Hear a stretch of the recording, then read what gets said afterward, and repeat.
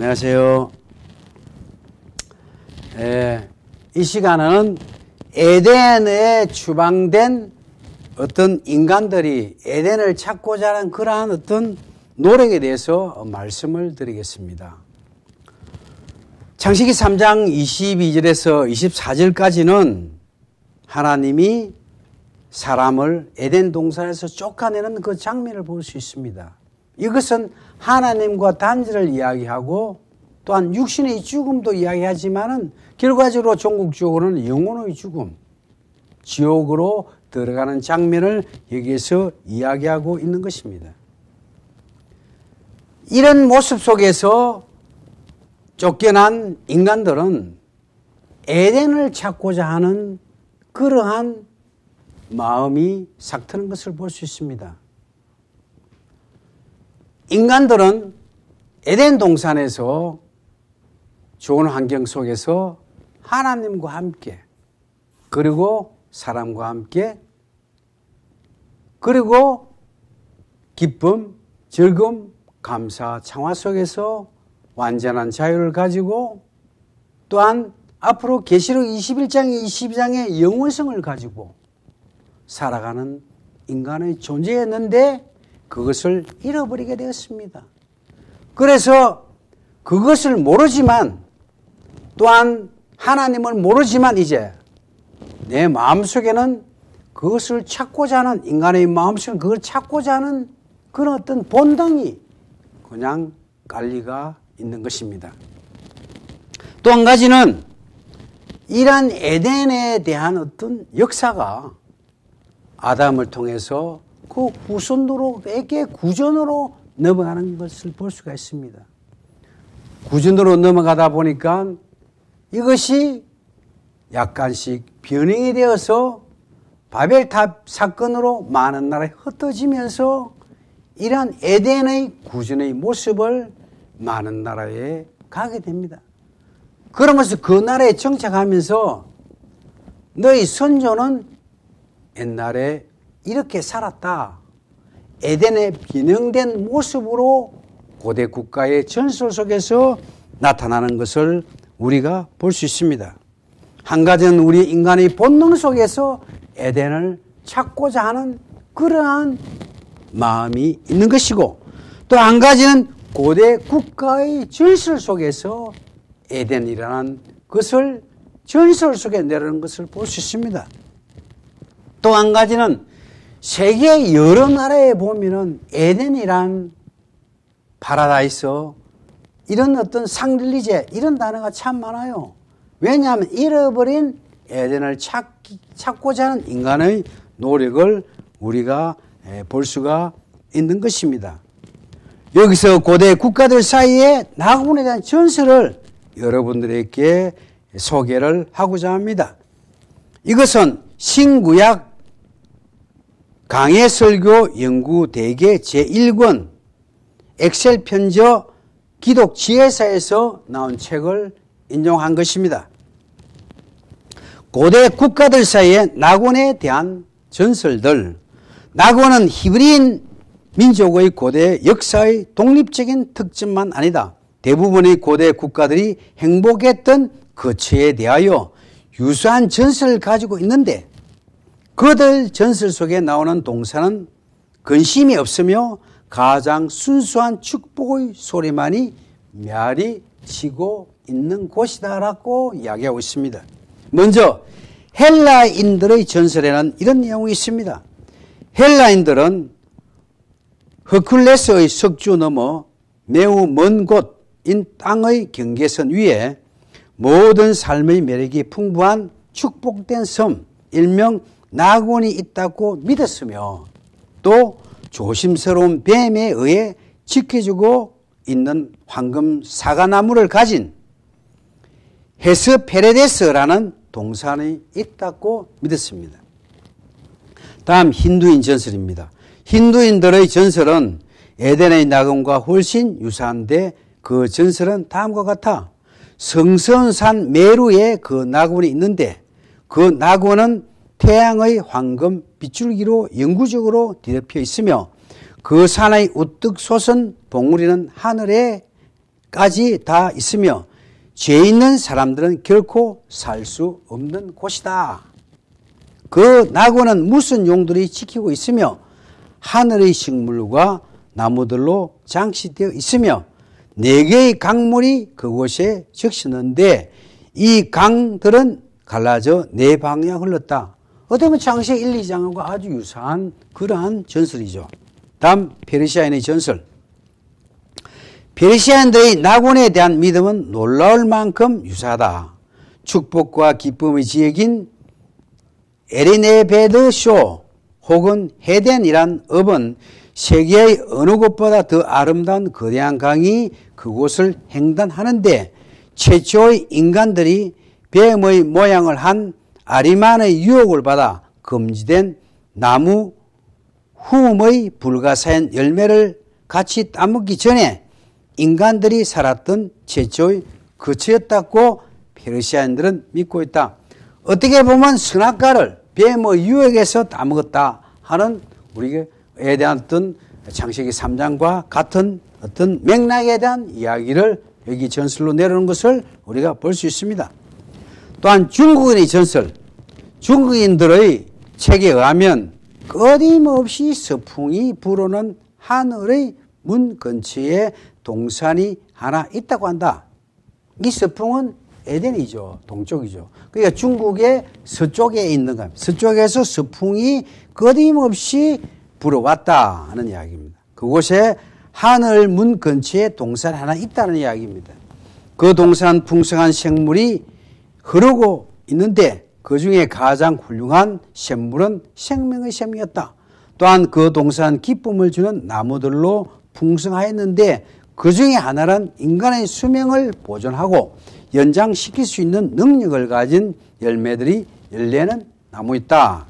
이외에도 중국에는 인간의 영원한 삶에 대한 내용들이 많은데 무릉도원이나 신선의 사상 등이 바로 이것이다.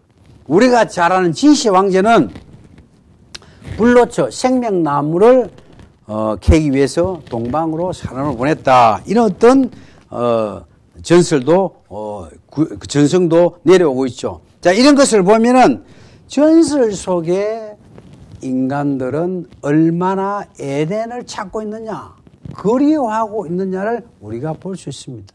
또한 우리의 삶 속에 더 좋은 것, 더 편안한 곳, 우리를 보호해 줄 보호자, 이것을 기다리고 있는 본성 또한 에덴에서 나왔다는 것을 볼 수가 있습니다. 그러면 이제는 우리가 본능 속에, 우리의 본능 속에 첫째는 전설 속에서 내려오는 에덴, 전설 속에서 내려오는, 그 다음에 우리의 본능 속에 나타나는 에덴에 대한 이야기를 좀 해보고자 합니다. 우리가 본능 속에서 에덴을 찾고 있는 노력이 있다는 겁니다. 우리는 첫째는 뭐냐면 고통 속에서는 살 수 없어요. 우리는 고통 속에.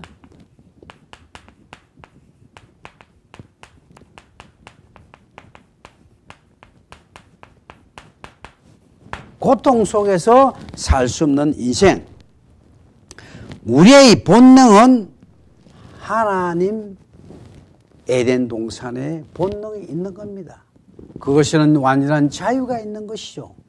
그렇기 때문에 우리가 고통을 당하면은 너무나 우리가 힘들어합니다.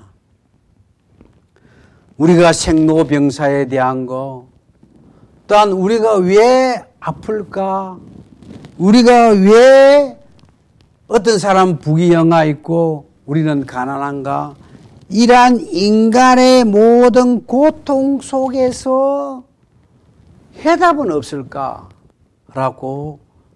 철학자들이 찾고 있고, 특히 석가모니는 생로병사가 왜 나왔냐, 그 원인은 뭐냐, 그것을 찾기 위해서 왕자를 버리고 깨달음을 얻으려고 나왔던 것도 우리는 잘 알고 있습니다. 그래서 이러한 고통 없는 낙원이 없을까?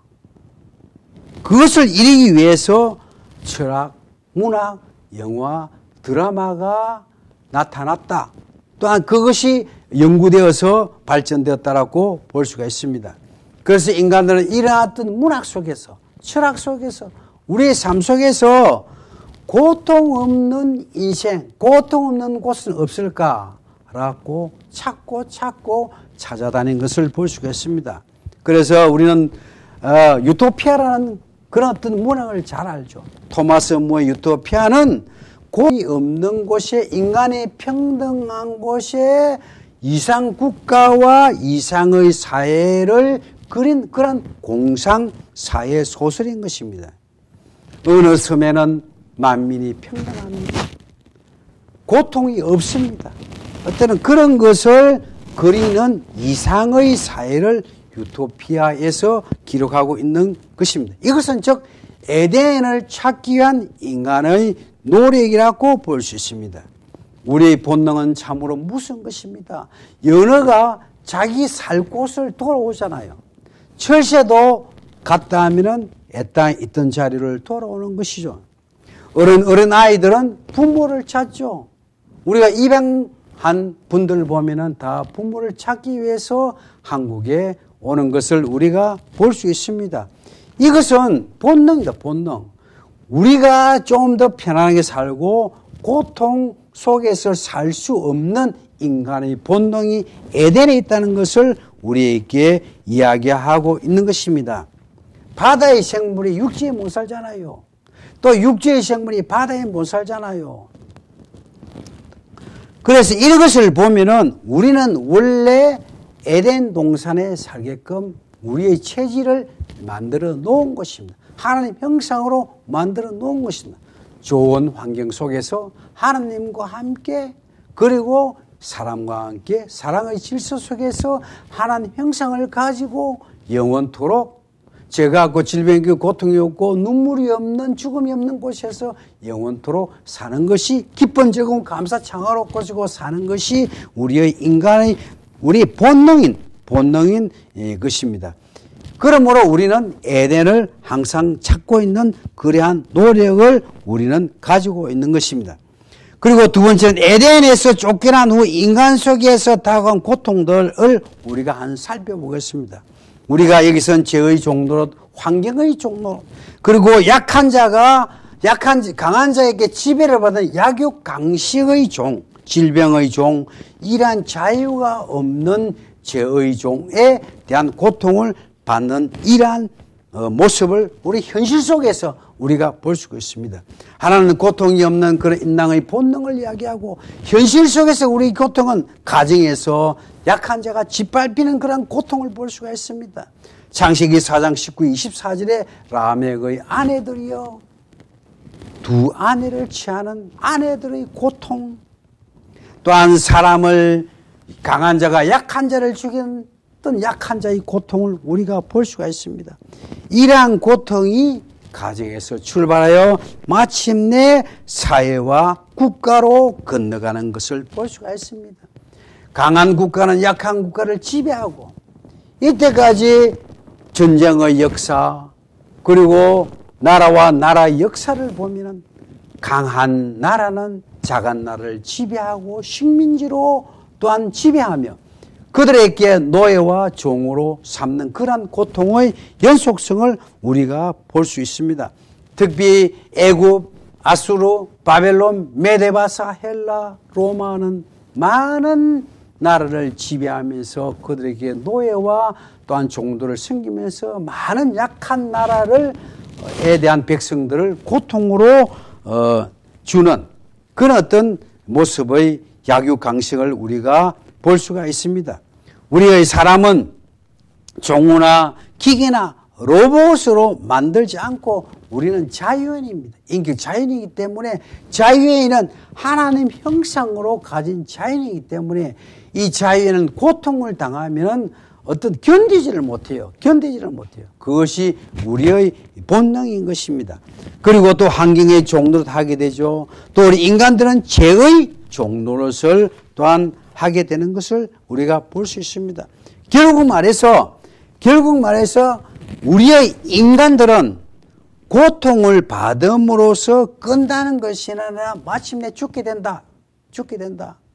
세상의 고통, 환경의 고통, 질병의 고통, 어떤 시련의 고통 속에서 마침내 우리가 병들어 죽게 되는 육신의 죽음을 우리에게 이야기하고 있습니다. 그리고 세 번째는 이러한 고통 속에서 본능적으로 우리가 에덴을 추구하며 그것을 이루기 위해서 노력하는 인간들의 모습을 이 시간 살펴보고자 합니다.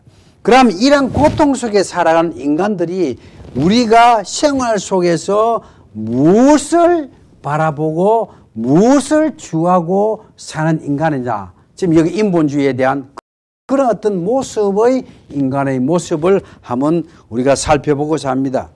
첫째, 인간들은 종교를 종교.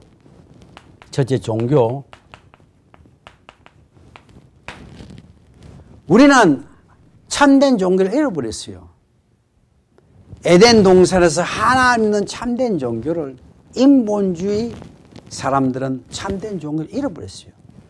그러니까 그들이 그 어떤 본능 속의 종교심을 가지고 신을 떠난 인간이 자기가 신을 만들어요. 또한 해와 달과 별과 피조물을 신이라고 합니다. 자기보다 강한 자를 신으로 섬기는 어떤 종교에 대한 어떤 기원. 그러니까 이것이 인본주의 종교죠. 인본주의 종교라는 것은 사람이 신을 찾는 것이 인본주의 종교입니다. 그런데 신본주의는 신이 하나님이 우리를 찾아오셔서 아담아 아브라함아 야곱아 우리를 찾아온 것이 신본주의 종교입니다. 인본주의 종교는 하나님을 떠나기 하나님을 모르기 때문에 우리가 하나님을 찾으려고 하는 것이 인본주의 종교입니다. 이것은 절대로 찾을 수가 없는 것입니다. 이때부터 종교가 발달해서 에덴에서 잃어버린 그런 어떤 하나님을 찾으려고 애를 쓰는 것이 인본주의 종교, 자기가 만들어서 그것을 우상을 하나님이라고 섬기는 그런 어떤 종교의 기운이 발생한 것을 볼 수 있습니다. 두 번째는 철학입니다. 이러한 고통 속에 있는 우리 인생을 어떻게 보면은 철학으로 어떻게 이겨볼까? 왜 왔을까? 인간의 삶이 무엇인가? 고통이 어디서 왔을까? 이것을 끊임없이 생각하고 연구하고 철학으로 어떤 연구를 해내는 그런 어떤 철학에 대해서 발전이 우리가 시작된 것입니다. 또 하나는 문학입니다. 이러한 것을 고통이 없는 세계, 또한 어떤 잃어버린 에덴을 찾기 위해서 많은 사람들은 문학으로 글을 쓰기 시작합니다. 이것이 토마스 무어의 유토피아라는 이야기입니다. 가상섬에서 설정해서 그곳에 인간의 평등이 어떻고 또한 자유로운 세계가 어떻게 그리가고 물질적인 것이 아니라 오직 영적으로 어떻게 살아가야 하고 평화롭게 살아가는 그것을 그린 것이 유토피아의 학문입니다. 어떻게 보면은 잃어버린 낙원을 찾기 위한 본능의 문학이다. 이렇게 우리가 볼 수가 있는 것입니다. 우리 마음속에는 항상 고통이 있다. 고통. 이 현실에 대한 고통. 이것을 이겨내려 하는 그런 마음이 문학 속으로 표현한 것이 바로 문학이죠. 토마스 무어는 이상적인 국가상으로서 1477년에 있는 그런 어떤 사람으로서 유토피아를 1516년에 지은 그런 어떤 토마스 무어의 유토피아 책을 우리는 한번 읽어볼 필요가 있습니다. 토마스 무어는 거기서 플라톤의 국가에 대한 이상국에 대한 영향을 참 많이 받았습니다. 플라톤은 BC 429년에서 347년에 살은 사람입니다. 플라톤은 소크라테스의 제자이고 또는 아리스토텔레스의 스승입니다. 플라톤은 소크라테스가 정치적인 이유로 처형당해 버렸어요. 그러니까 플라톤은 고민에 빠지게 됩니다. 국가가 백성들을 보호해 줘야 될 건데 왜 처형하느냐? 국가라는 것이 뭐냐? 이상적인 국가가 뭐냐? 모든 것이 평등한 국가가 뭐냐? 거기에서 이상적인 국가론을 만드는 것이 플라톤입니다.